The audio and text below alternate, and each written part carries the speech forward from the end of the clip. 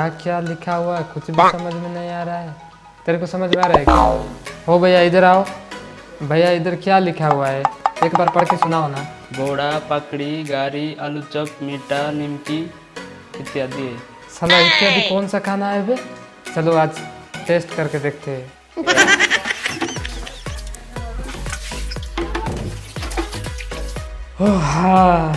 ओ भैया इत्यादि 2 प्लेट लेके आओ। अरे भैया वहाँ पे लिखा है ना इत्यादि, वो 2 प्लेट लेके आओ। अरे भैया इत्यादि का मतलब खाने का नाम नहीं होता है, इसका मतलब वगैरह वगैरह होता है। क्या यार? अरे खाने का चीज नहीं है क्या? गारी है भैया। 2 प्लेट लेके आओ। अच्छा है यार आपका दुकान का खाना।